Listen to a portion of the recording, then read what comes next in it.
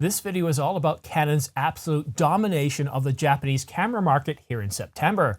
That hoopla over third-party lenses apparently hasn't dampened things in any way whatsoever. Details coming up, but first, I encourage you to subscribe and choose all notifications so you're kept informed on the latest camera gear, news, and rumors. All right, let's get right to the numbers. Now, we're going to start off with position number 2.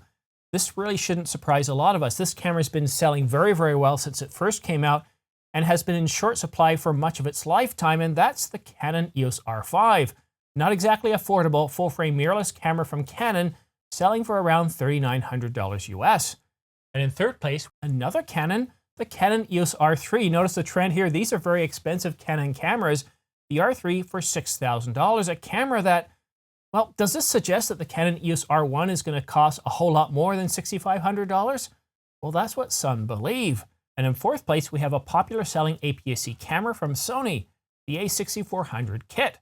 And followed by that, we have another top-selling Sony, a full-frame camera. And no, it's not the A7S III. Can you guess what it is? That's right, the A7 IV. So we got two Sonys here, and we got two Canons, but this is where Canon really takes off. And forget those expensive full-frame mirrorless cameras like the R5 and the R3. We now start to see some more affordable APS-C censored cameras. And in sixth place, we have the Canon EOS R10 with the kit 18-150 image stabilized STM. That's not it for Canon, of course, as I just said. We have the Canon EOS R6, a camera that was released at the same time as the Canon EOS R5 back in 2020, and it's been selling well, not nearly as well as the R5. That 20 megapixel sensor has kind of irritated a few people, but it is pretty much a mini 1DX Mark III. It doesn't have the same buffer speed, but here it is in the top 10 in a very comfortable spot. Then in eighth place, we have the Canon EOS R7 kit package, again with that very popular 18-150 image stabilized STM. A lens that a lot of people are thinking is rather, well, bland for the R7. We're expecting some more professional grade lenses for the R7, but here we have it in kit place, in eighth place, and in ninth place, again, we have the Canon EOS R7 body alone. 10th place, we have the Sony A7C zoom kit. So Sony's doing quite well here with 3 cameras in the top 10. Not a bad showing, and previously in other months, it's quite common to see, we might see 3 Canons, well, anywhere from 2 to 4 Canons. We might see around 2 Nikons, we might see 2 to 4 Sonys, we might see an OM1, a Lumix in there, but Canon's absolutely dominating. So I left the number 1 spot open because I wanted you to kind of think what could possibly be in that number 1 spot. It's not a Canon, I can tell you it's not a Canon. What do you think it is? Do you think it's the OM1? No, it's not the OM1. What about the GH6? Well, it's not the GH6. What do you think it is? Some of you are getting it. It's the Sony A7 IV. That's right, the Sony A7 IV, body alone, still one of the top selling cameras, and that it's got 2 SKUs here in the top 10 should tell you that this camera is in high demand. But again, the real story here is Canon is doing so well here in September. The R7 and R10 are shipping in full. They are doing very, very well here in the top 10, and that 18-150 millimeter is also in high demand as well. Surprising to some of us to see how well Canon is doing here. They already had an APS-C mirrorless line, and that was the EF-M, M6, M50, M5. But now that Canon is making APS-C censored cameras on their R system, they are just flying off the shelves. It looks like these cameras are in high demand. And what that tells us for the EF-M is we might not be seeing any more new bodies coming up in the near future in any time whatsoever, because if the R7 and R10 are flying off the shelves and we've got the R100 coming out, well, maybe in the next couple of weeks or so, it looks like Canon's R system is what people want, and they might continue, Canon might continue to make the M6 Mark II and other EF-M cameras, but not if all the sales are coming from the EF, or not, I shouldn't say the EF, from the R system. So some really interesting numbers there from the Canon EOS R7 and R10. The R7 having 2 SKUs in the top 10, showing certainly and clearly that APS-C censored cameras aren't dead. But the interesting thing is that Canon is dominating not just full frame, but APS-C SKUs in the top 10 for the Japanese market. Very interesting, isn't it? I was completely surprised by this. Every morning, every night before I go to bed or when I wake up, I always take a look at the news to see if there's a video to do, and every week I see the Yodobashi camera rankings, I don't always cover it. I only cover it if there's something really interesting in it. And of course, this week there really is. And there's a lot of things we can look at in this. And yes, it is just for the first half of September. But what it's telling us is with all the cameras on the market today, that there's very little demand for, or there's very little availability for Nikon, for Lumix, for the OM1, for any other Olympus/OM Systems camera, or Pentax. That all the cameras that are flying off the store shelves, all the money that's going into the camera manufacturers' pockets is Sony and Canon. We don't see the numbers here. We don't know how many millions of units are being sold or hundreds of thousands of units are being sold. And yes, this is just Japan, but this is a rather large sample size that we could use to draw conclusions in other markets to show that, yes, Canon has tapped into something here, that their APS-C censored cameras, the R7 and R10, are doing well, and that kerfuffle over Canon coming down hard on third-party lens manufacturers like a bag of wet hammers hasn't materialized here in September, at least not in the first half.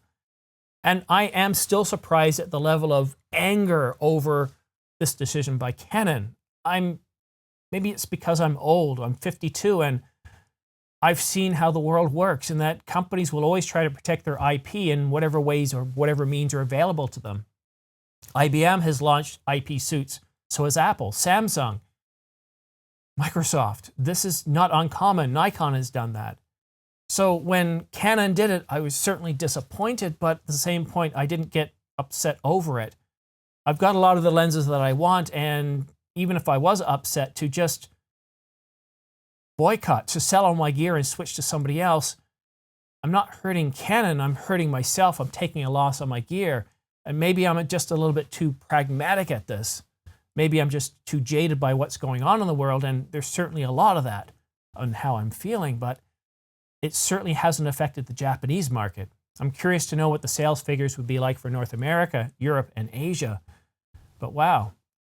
Oh, well, Asia other than Japan is what I was getting at, like East Asia, China, Australia, that whole region. I'm really curious to know what the sales figures are like. But yeah, very interesting. Let me know what you think about this in the comment section down below, what you think about Yotobashi's camera rankings for this month.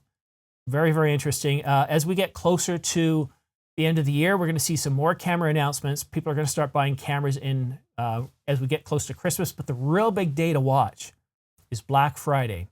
I don't know what day it is this year because it's dependent on US Thanksgiving, and that changes every year. And because I don't live in the States, I really don't know what day it is, but I know it's going to be coming up. I am going to be covering, I'm going to be taking Friday off, doing some live streams with you, talking about some of the best camera deals. And I got to warn you, this is very, very important. If you're looking at storage, if you're looking at Angelbird or anything that's high grade, you want to watch on these days, because between Black Friday and Cyber Monday, there are an awful lot of deals coming out on camera gear, on storage. Every year we see it. We see it on tripods. I'm talking Manfrotto. I'm talking high-end gear that you don't normally see go on sale. And for things like Manfrotto, you might be getting last year's model, but when it comes to a tripod, does that really matter? It really doesn't. So I'll be there to cover things. And when we're talking about Angelbird too, it's very key to look at the different types of cards. They have the Mark 1s and the Mark 2s, and you'll notice a huge speed performance between the Mark 1s and the Mark 2s. If the Mark 1s are going on sale, B&H and others are clearing them out, that's fine. You can get a great deal there, but know that the difference in maximum sustained write speed between a Mark 1 and a Mark 3 can be 300 megabytes per second. And if you're shooting video, that really shouldn't make any, it won't make a difference. It won't make any difference whatsoever. But when it comes to offloading stuff off the camera, or if you're shooting high-speed continuous stills, 300 megabytes per second definitely makes a huge difference on the top end. That's really what I wanted to talk to you about today. Have yourself a great weekend. Saturday morning here in North America, Saturday afternoon in Europe, and of course, you're getting ready for bed in Asia. So thank you very much for tuning in to watch my video here this morning. I'm going to head off to the fire department. Both of our fire stations here in Aurora, I kind of give out where I live, but most of you kind of already know that already. Well, they're having an open house, so that means they're getting out the hoses. There's going to be some food, but you're going to see fire engines. And if you're 8, wouldn't you just love to see some fire engines and fire hoses? And in the past, what they've done is they have these scenarios set up where they have like this mini house with people inside it, and they're showing the effects of how quickly a fire can catch. So they light the fire, and then they put it out, and they have the kids there help, well, hold the fire hose. You got a fireman there holding onto it, because those things are the pressure that's going through. Playing around with that stuff, and it's an awful lot of fun. So that's what we're off to go and see now. But thank you so much for watching. Oh, one last thing. I had somebody the other day telling me, stop telling us to subscribe and like. Well, you know what? I'm not going to do that.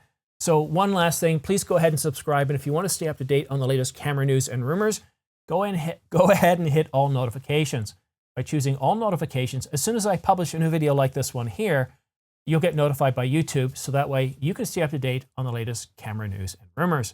That's it for now. Thank you so much for watching. We'll see you again soon.